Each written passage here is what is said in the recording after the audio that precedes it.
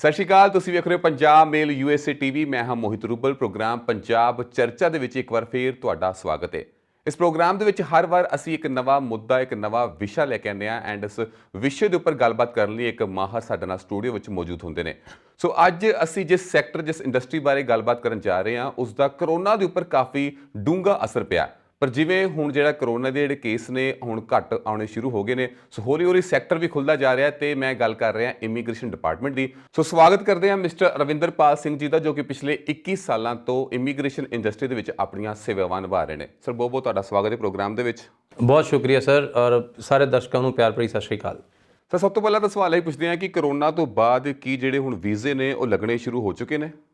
Obviously ਇਹ ਜਿਹਨੂੰ ਅਸੀਂ ਕੋਵਿਡ-19 ਕਹਿੰਦੇ ਹਾਂ, ਇਹਦਾ ਅਸਰ ਤੇ ਪੂਰੀ ਦੁਨੀਆ ਤੇ ਪੂਰੀ ਸਭ ਤਰ੍ਹਾਂ ਦੀ ਇੰਡਸਟਰੀ ਦੇ ਉੱਪਰ ਵੀ ਯੈਸ, ਔਰ ਸਭ ਤੋਂ ਵਰਸਟ ਹਿੱਟ ਇਮੀਗ੍ਰੇਸ਼ਨ ਇੰਡਸਟਰੀ ਸੀਗੀ। ਬਟ ਹੌਲੀ ਹੌਲੀ ਜਿਸ ਤਰੀਕੇ ਨਾਲ ਅਸੀਂ ਨਾਰਮਲ ਲਾਈਫ 'ਚ ਚੀਜ਼ਾਂ ਤੋਂ ਉੱਭਰ ਰਹੇ ਹਾਂ, ਇਸੇ ਤਰੀਕੇ ਨਾਲ ਇਮੀਗ੍ਰੇਸ਼ਨ ਇੰਡਸਟਰੀ ਵੀ ਓਪਨ ਅਪ ਹੋ ਗਈ ਹੈ।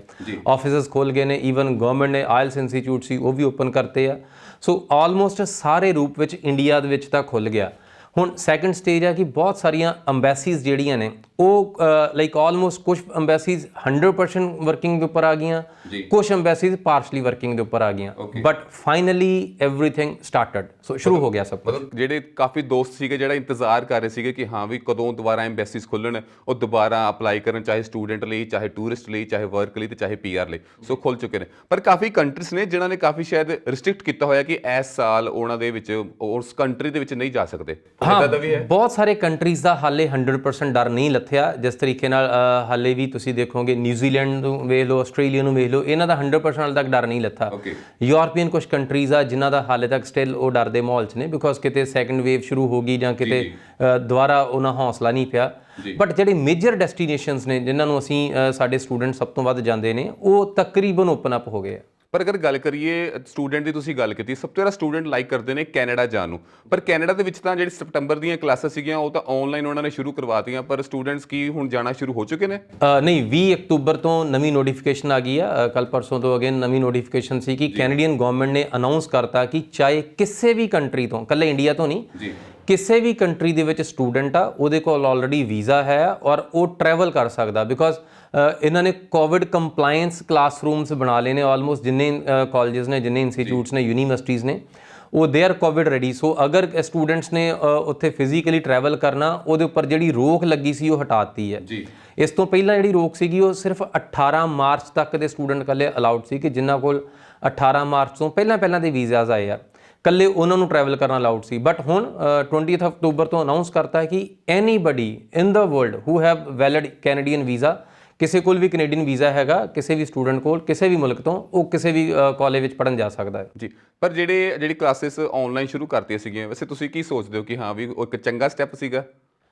ਬੇਸਿਕਲੀ ਗਵਰਨਮੈਂਟਸ ਸਾਰੇ ਪਾਸੇ ਬਿਜ਼ਨਸ ਮਾਈਂਡਡ ਹੈ, ਔਰ ਇਸੇ ਤਰੀਕੇ ਨਾਲ ਹੀ ਬਿਕੋਜ਼ ਕੈਨੇਡਾ ਦੇ ਵਿੱਚ ਕਿ ਕੈਨੇਡਾ ਨੇ ਜਦੋਂ ਲਾਕਡਾਊਨ ਕੀਤਾ, ਗਵਰਨਮੈਂਟ ਦੀ ਇਨਕਮ ਵੀ ਹਿੱਟ ਹੋਈ ਸੀ। ਸੋ ਗਵਰਨਮੈਂਟ ਨੇ ਉਹਨੂੰ ਕੰਪਨਸੇਟ ਕਰਨ ਲਈ ਚੈੱਕ ਕੀਤਾ ਕਿ ਅਸਲ 'ਚ ਸਟੂਡੈਂਟਸ ਦੇ ਵੀਜ਼ਾਜ਼ ਹੋ ਰਹੇ ਆ, ਸਟੂਡੈਂਟਸ ਦੇ ਲਾਈਕ ਐਨਰੋਲਮੈਂਟਸ ਹੋ ਰਹੀਆਂ, ਜਾਂ ਸਟੂਡੈਂਟਸ ਯੂਨੀਵਰਸਿਟੀ ਦੇ ਸਟੂਡੈਂਟ ਵੀ ਆ, ਵੀਜ਼ਾ ਵੀ ਹੋ ਗਿਆ, ਫੀਸਾਂ ਵੀ ਪੇਡ ਆ, ਬਟ ਗਵਰਨਮੈਂਟ ਦੀ ਕਲੈਕਸ਼ਨ ਘੱਟ ਗਈ ਸੀ। ਸੋ ਅਸਲ 'ਚ ਪ੍ਰੈਕਟੀਕਲੀ ਕੀ ਆ ਕਿ ਕੋਈ ਵੀ ਇੰਸਟੀਚਿਊਟ, ਕੋਈ ਵੀ ਕੈਨੇਡਾ ਦੀ ਯੂਨੀਵਰਸਿਟੀ ਜਾਂ ਕਾਲਜ, ਉਹ ਤਦ ਤੱਕ ਆਪਣਾ GST ਸਟੂਡੈਂਟ ਦਾ ਪੇ ਨਹੀਂ ਕਰਦਾ ਜਦ ਤੱਕ ਸਟੂਡੈਂਟ ਫਿਜ਼ੀਕਲੀ ਕਲਾਸ ਐਨਰੋਲ ਨਹੀਂ ਕਰਦਾ। ਬਿਕੋਜ਼ ਕਿਸੇ ਨੇ ਆ ਕੇ ਰੀਫੰਡ ਪਾਤਾ, ਕਿਸੇ ਦਾ ਵੀਜ਼ਾ ਨਹੀਂ ਹੋਇਆ, ਸੋ ਇਸ ਸੂਰਤ ਵਿੱਚ ਉਹਨੂੰ ਰੀਫੰਡ ਵੀ ਕਰਨਾ ਹੁੰਦਾ ਹੈ। ਸੋ ਉਹ ਡਬਲ ਟੈਕਸੇਸ਼ਨ ਸਿਸਟਮ 'ਚ ਨਾਲ ਨਿਕਲੇ। ਇਸ ਕਰਕੇ ਸਾਰੇ ਤਕਰੀਬਨ ਇਸ ਚੀਜ਼ ਤੋਂ ਅਵੋਇਡ ਕਰਦੇ ਨਹੀਂ, ਜਦ ਤੱਕ ਸਟੂਡੈਂਟ ਫਿਜ਼ੀਕਲੀ ਨਹੀਂ ਆ ਜਾਂਦਾ ਤਦ ਤੱਕ ਉਹਦੀਆਂ ਕਲਾਸਿਸ ਜਾਂ ਉਹਦਾ ਜਿਹੜੀ ਅਕਾਊਂਟ 'ਚ ਕ੍ਰੈਡਿਟ ਨਹੀਂ ਕਰਦੇ ਉਹਦੀ ਫੀਸ। ਸੋ ਜਦੋਂ ਗਵਰਨਮੈਂਟ ਨੂੰ ਐਗਜ਼ੈਕਟਲੀ ਇਸ ਚੀਜ਼ ਦਾ ਪਤਾ ਲੱਗਾ, ਫਾਈਨਲੀ ਗਵਰਨਮੈਂਟ ਡਾਇਰੈਕਟਡ ਕਿ ਬੱਚਾ ਜਿੱਥੇ ਵੀ ਆ ਉਹਦੀ ਆਨਲਾਈਨ ਐਨਰੋਲਮੈਂਟ ਕਰੋ, ਬਿਕੋਜ਼ ਅਗਰ ਤੁਸੀਂ ਸਟੂਡੈਂਟ ਐਨਰੋਲ ਕਰੋਗੇ, ਗਵਰਨਮੈਂਟ ਦੇ ਕੋਲ GST ਕਲੈਕਸ਼ਨ ਆਉਣਾ ਸ਼ੁਰੂ ਹੋ ਜਾਏਗਾ। ਔਰ ਜਿਹੜਾ ਸਾਡਾ ਸੈਪਟੰਬਰ ਸੈਸ਼ਨ ਸੀ, ਜਿਹੜੀ ਆਨਲਾਈਨ ਕਲਾਸਿਸ ਸੀ, ਉਹਦਾ ਬੇਸਿਕਲੀ ਸੱਚ ਇਹੀ ਆ ਕਿ ਗਵਰਨਮੈਂਟ ਆਪਣਾ ਸ਼ੇਅਰ ਲੂਜ਼ ਨਹੀਂ ਕਰਨਾ ਚਾਹੁੰਦੀ ਸੀ, ਇਸ ਕਰਕੇ ਉਹਨਾਂ ਨੇ ਇਹ ਪਾਲਿਸੀ ਲੈ ਆਂਦੀ। ਪਰ ਵਿਚ is in fact good for students also, students ਲਈ ਕੋਈ ਮਾੜਾ ਨਹੀਂ ਰਿਹਾ, ਉਹਨਾਂ ਦਾ ਵੀ ਸਮਾਂ ਕਾਊਂਟ ਹੋ ਗਿਆ। ਹਾਂ, ਬਿਕੋਜ਼ ਤੁਸੀਂ ਇੱਥੇ ਫ੍ਰੀ ਬੈਠੇ ਸੀ, ਔਰ ਅਗਰ ਉਹਨਾਂ ਨੇ ਅਲਾਓ ਕੀਤਾ ਕਿ ਅਗਰ ਤੁਸੀਂ ਆਪਣੀ ਅੱਧੀ ਪੜ੍ਹਾਈ ਵੀ ਇੰਡੀਆ ਦੇ ਵਿੱਚ ਕਰ ਲਓਗੇ ਤੇ ਤਾਂ ਵੀ ਉਹਨਾਂ ਨੂੰ ਜਿਹੜਾ ਵਰਕ ਪਰਮਿਟ ਦੇ ਫੁੱਲ ਰਾਈਟਸ ਮਿਲਣਗੇ।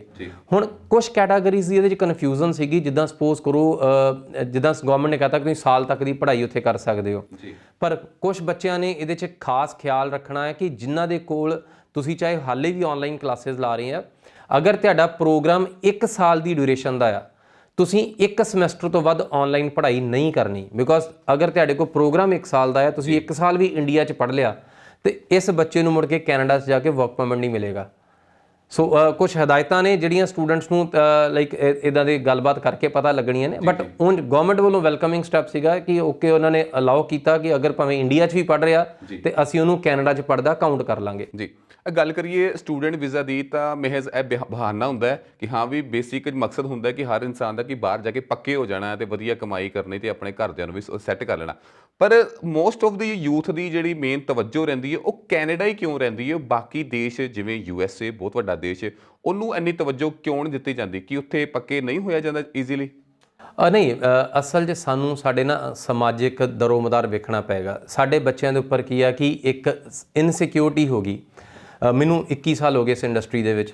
ਪਹਿਲਾਂ ਜਿਹੜੇ ਲੋਕ ਬਾਹਰ ਜਾਂਦੇ ਸੀ ਉਹ ਜ਼ਿਮੀਂਦਾਰਾਂ ਦੇ ਬੱਚੇ ਸੀ, ਲਾਈਕ ਪਿੰਡ ਤੋਂ ਜ਼ਿਆਦਾ ਉਹਨਾਂ ਦੀ ਸਟਰੈਂਥ ਹੁੰਦੀ ਸੀ।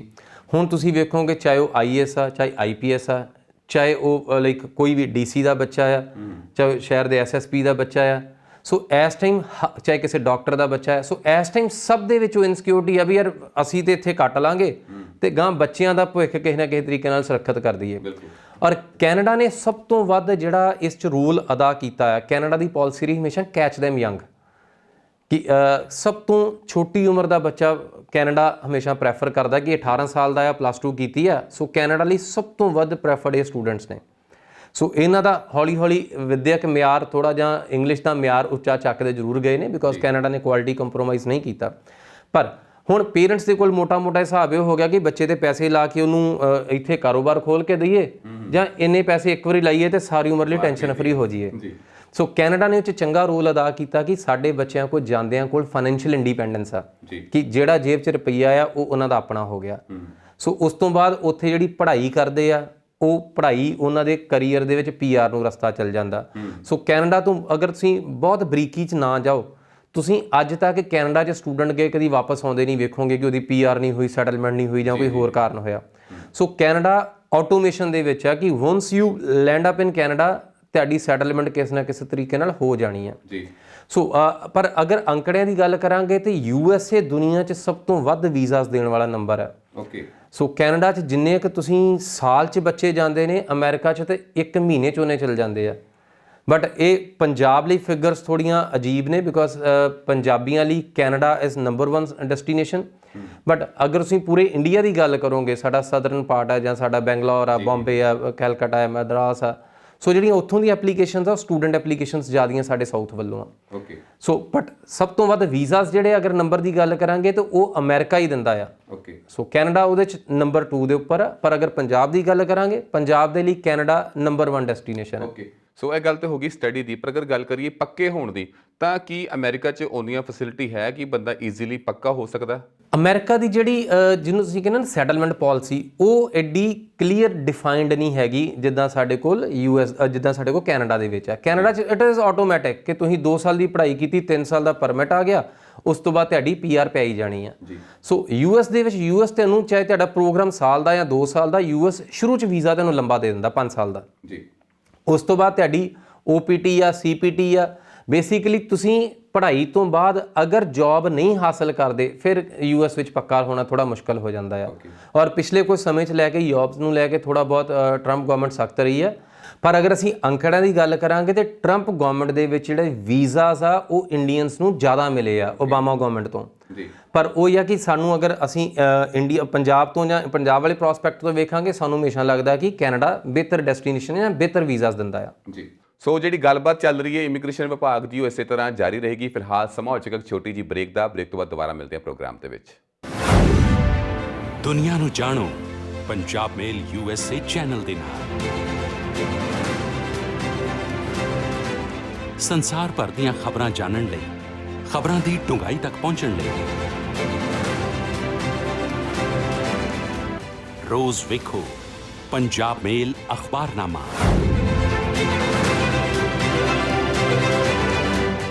ਸਿਰਫ ਪੰਜਾਬ ਮੇਲ USA ਚੈਨਲ।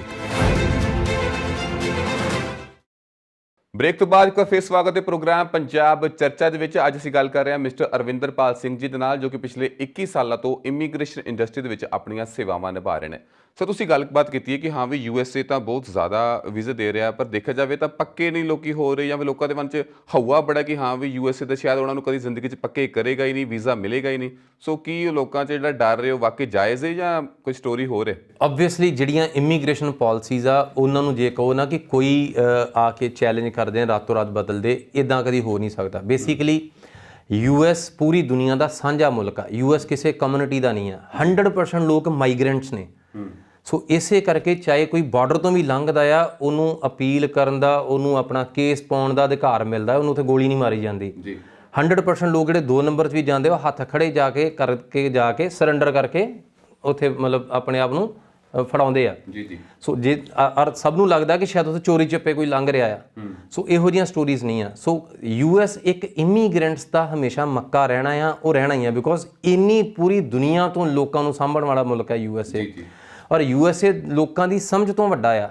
ਆਮ ਤੌਰ ਤੇ ਲੋਕਾਂ ਨੂੰ ਕਿ ਕੰਟਰੀ ਦਾ ਸਾਈਜ਼ ਨਹੀਂ ਲਾਇਆ ਜਾਂਦਾ। ਇਹ 5 ਟਾਈਮ ਜ਼ੋਨਸ ਵਾਲਾ ਕੰਟਰੀ ਹੈ। ਲੋਕਲ ਡੋਮੈਸਟਿਕ ਫਲਾਈਟ 8 ਘੰਟੇ ਦੀ ਹੈ।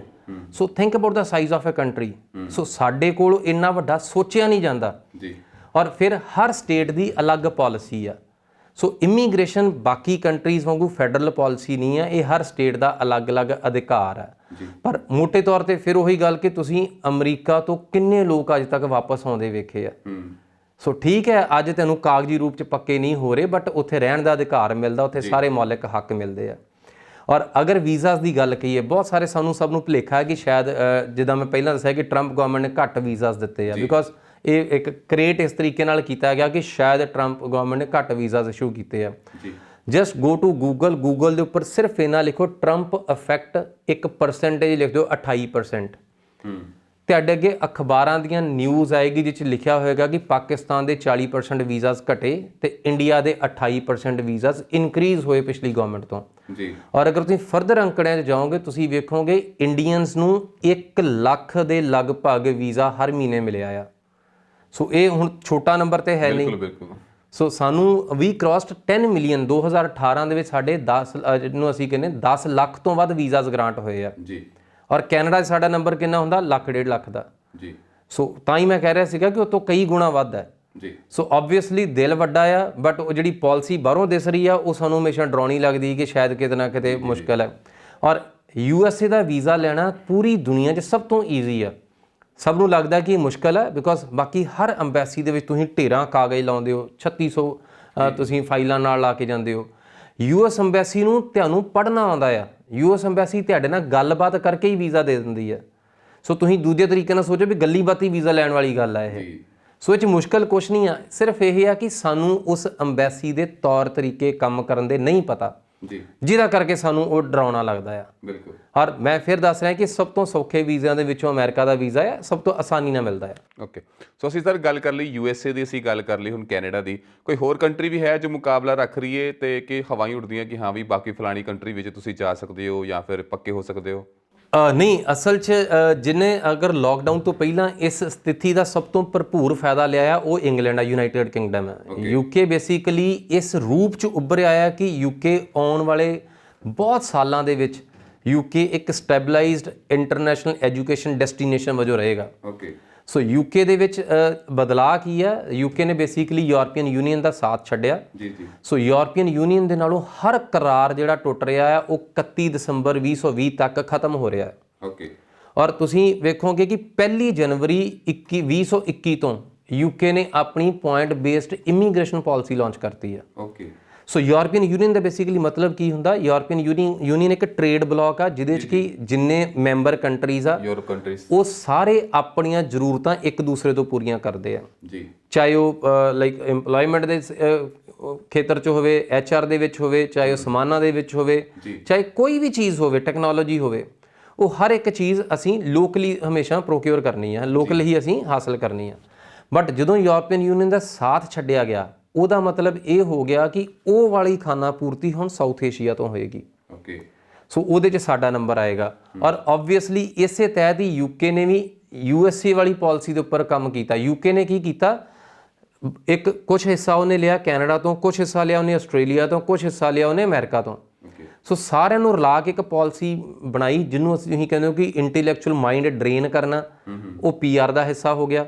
ਸੋ ਅੱਗੇ ਇੱਥੇ ਪੜ੍ਹਾਈ ਦੇ ਵਿੱਚ ਜਿਹੜੇ ਛੋਟੇ ਛੋਟੇ ਕਾਲਜ ਸੀਗੇ, ਮੁੜ ਕੇ ਕਾਲਜ ਬੰਦ ਹੋ ਗਏ ਕਿਸੇ ਜ਼ਮਾਨੇ 'ਚ, 10 ਸਾਲ ਪਹਿਲਾਂ ਦੀ ਗੱਲ ਆ ਇਹ। ਸੋ ਪਰ ਜਿਹੜਾ 2020 ਦੇ ਵਿੱਚ ਇਹਨਾਂ ਨੇ ਓਪਨ ਅਪ ਕੀਤਾ, ਇੱਥੇ ਸਿਰਫ ਤੇ ਸਿਰਫ ਪਬਲਿਕ ਯੂਨੀਵਰਸਿਟੀਜ਼ ਨੂੰ ਅਲਾਉ ਕੀਤਾ ਵੀਜ਼ਾ ਦੇਣ ਲਈ। ਸੋ ਹੁਣ ਸਰਕਾਰੀ ਯੂਨੀਵਰਸਿਟੀ 'ਚ ਬੱਚਾ ਪੜ੍ਹ ਰਿਹਾ, ਔਰ ਇਹ ਯੂਨੀਵਰਸਿਟੀਜ਼ 150, 200, 250 ਸਾਲ ਪੁਰਾਣੀਆਂ ਨੇ, ਔਰ ਇਹਨਾਂ ਦਾ ਐਜੂਕੇਸ਼ਨ ਦਾ ਮਿਆਰ ਹੀ ਬਹੁਤ ਉੱਚਾ ਆ। ਔਰ ਜਿਹਨੇ ਇਹਨਾਂ ਦੀ ਇਸ ਯੂਨੀਵਰਸਿਟੀ ਤੋਂ ਵਿੱਦਿਆ ਹਾਸਲ ਕੀਤੀ ਜਾਂ ਐਜੂਕੇਸ਼ਨ ਲਈ, ਉਹਦਾ ਕਰੀਅਰ ਇਹਦੇ ਨਾਲ ਫੋਲੋ ਕਰੇਗਾ, ਉਹ ਇਸ ਐਜੂਕੇਸ਼ਨ ਦੇ ਉੱਪਰ ਬੇਸਡ ਹੋਏਗਾ। ਇਹ ਇੱਕ ਸਾਡੇ ਪੰਜਾਬ ਲਈ ਬਹੁਤ ਅਲੱਗ ਗੱਲ ਆ, ਬਿਕੋਜ਼ ਅਸੀਂ ਜਨਰਲੀ ਯੂਕੇ ਦੇ ਯੂਨੀਵਰਸਿਟੀ ਗ੍ਰੈਜੂਏਟਸ ਵੇਖੇ ਨਹੀਂ ਆ। ਅਸੀਂ ਇੱਕੋ ਗੱਲ ਸਮਝਦੇ ਹਾਂ ਕਿ ਜਿਹੜਾ ਬੱਚਾ ਕੈਨੇਡਾ ਗਿਆ, ਚਾਹੇ ਉਹਨੇ ਇੰਜੀਨੀਅਰਿੰਗ ਕੀਤੀ ਚਾਹੇ ਮੈਡੀਕਲ ਕੀਤੀ, ਕਿਤੇ ਨਾ ਕਿਤੇ ਉਹ ਟਰਾਲਾ ਚਲਾ ਰਿਹਾ।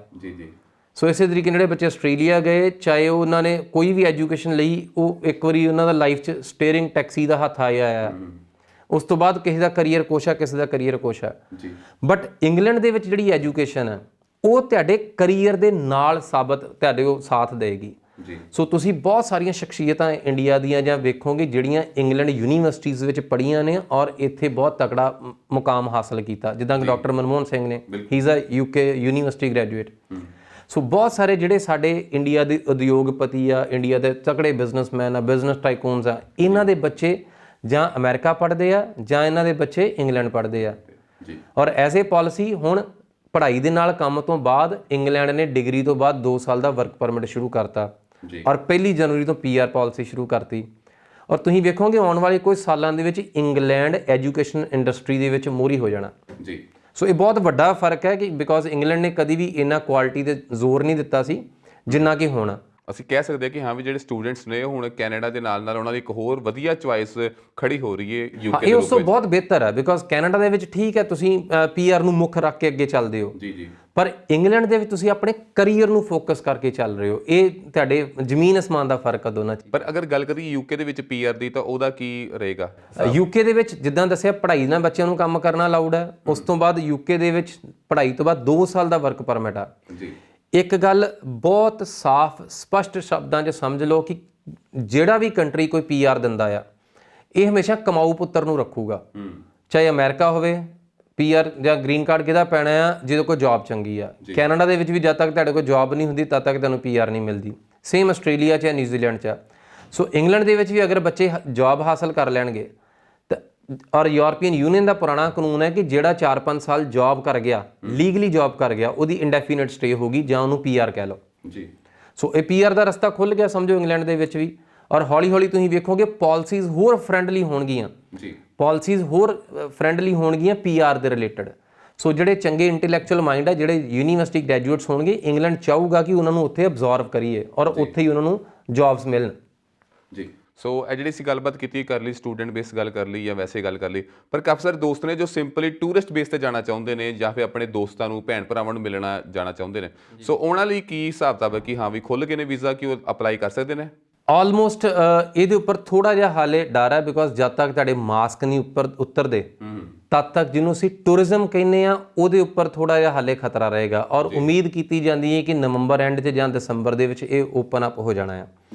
ਹਾਂ, ਜਿਹੜੇ ਹੁਣ ਫੈਮਿਲੀ ਵਿਜ਼ਟਰ ਵੀਜ਼ਾਸ ਨੇ, ਫੈਮਿਲੀ ਵਿਜ਼ਟਰ ਹੈ ਕਿ ਤੁਸੀਂ ਕਿਸੇ ਨੂੰ, ਕੋਈ ਬੱਚਾ ਬਾਹਰ ਰਹਿੰਦਾ ਉਹਨੂੰ ਮਿਲਣ ਜਾਣਾ ਜਾਂ ਤੁਹਾਡਾ ਕੋਈ ਲਾਈਕ ਸਾਗਾ ਸੰਬੰਧੀ ਬਾਹਰ ਰਹਿੰਦਾ, ਸੋ ਉਹ ਐਪਲੀਕੇਸ਼ਨ ਅਲਾਉਡ ਨੇ ਹੁਣ। ਸੋ ਟੂਰਿਜ਼ਮ 100% ਓਪਨ ਨਹੀਂ ਹੋਇਆ। ਟੂਰਿਜ਼ਮ ਲਾਈਕ ਜਿੱਦਾਂ ਬਹੁਤ ਸਾਰੇ ਕੰਟਰੀਜ਼, ਦੁਬਈ ਨੇ ਖੋਲ੍ਹਤਾ ਆ, ਲਾਈਕ ਜਿਹੜੇ ਛੋਟੇ ਕੰਟਰੀਜ਼ ਨੇ ਜਿੱਥੇ ਟੂਰਿਜ਼ਮ ਦੀ ਆਮਦਨ ਜ਼ਿਆਦਾ ਹੈ ਜਾਂ ਤਕਰੀਬਨ ਟੂਰਿਜ਼ਮ ਦੀ ਆਮਦਨ ਇਕੋਨਮੀ ਦੇ ਵਿੱਚ ਚੰਗਾ ਉਹਦਾ ਰੋਲ ਆ, ਸੋ ਇਹਨਾਂ ਨੇ ਹੌਲੀ ਹੌਲੀ ਪਹਿਲ ਕਰਨ ਲੱਗ ਪੈਣਾ ਆ। ਸੋ ਤੁਸੀਂ ਵੇਖੋਗੇ ਆ ਤੁਹਾਡੇ ਕੋਲ ਹਰ ਦਿਨ, ਹਰ ਹਫਤੇ ਤੁਹਾਡੇ ਕੋਲ 2-4 ਕੰਟਰੀਜ਼ ਦੀ ਲਿਸਟ ਆਏਗੀ। ਅੱਛਾ ਜੀ, ਹੁਣ ਇਹਨਾਂ ਨੇ ਸੈਕਟਰ ਓਪਨ ਕਰਤਾ, ਹੁਣ ਆਹ ਸੈਕਟਰ ਓਪਨ ਹੋ ਗਿਆ, ਹੁਣ ਇਹ ਵਾਲਾ ਸੈਕਟਰ ਓਪਨ ਹੋ ਗਿਆ।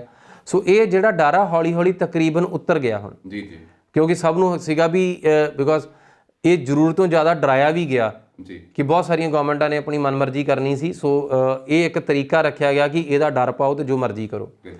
ਔਰ ਅਗਰ ਪੋਲੀਟੀਕਲੀ ਨਾ ਬੋਲੀਏ ਤਾਂ ਫਿਰ ਅਗਰ ਤੁਸੀਂ like business point of view ਤੋਂ ਵੇਖੋ ਤਾਂ ਹੌਲੀ ਹੌਲੀ ਤਕਰੀਬਨ ਜਿਹੜਾ ਡਰ ਉਤਰ ਗਿਆ, ਉਹ ਤੁਹਾਨੂੰ ਉਹਦਾ ਅਸਰ ਹਰ ਦੂਏ ਦਿਨ ਕਿਤੇ ਨਾ ਕਿਤੇ ਦਿਖਣ ਲੱਗ ਪੈਣਾ।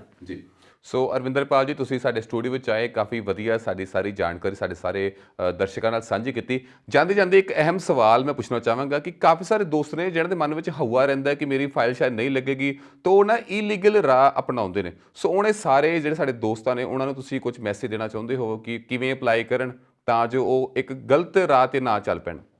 ਦੇਖੋ, ਜਦੋਂ ਬਾਬਾ ਸਿੱਧੇ ਹੱਥ ਨਾ ਦਵੇ ਪੁੱਠਾ ਕਰੀਦਾ ਨਹੀਂ। ਸੋ ਅਗਰ ਅੰਬੈਸੀਜ਼ ਵੀਜ਼ਾ ਦਿੰਦੀਆਂ ਨੇ, ਜਗ੍ਹਾ ਜਗ੍ਹਾ ਤੇ VFS ਸੈਂਟਰ ਨੇ, ਔਰ ਅੰਬੈਸੀ ਦਿਨੋਂ ਦਿਨ ਆਪਣਾ ਜਿਹੜਾ ਨੈਟਵਰਕ ਉਹ ਐਕਸਪੈਂਡ ਕਰ ਰਹੀਆਂ ਨੇ। ਸੋ ਸਾਨੂੰ ਪਹਿਲਾਂ ਸਮਝ ਘੱਟ ਸੀ ਕਿ ਵੀਜ਼ਾਸ ਲਈਦੇ ਕਿੱਦਾਂ ਆ। ਹੁਣ ਆਪਾਂ ਨੂੰ ਪੂਰੀ ਐਜ਼ ਏ ਸਮਾਜ ਪੂਰੀ ਸਮਝ ਆ ਕਿ ਵੀਜ਼ਾ ਲਈਦੇ ਕਿੱਦਾਂ ਆ।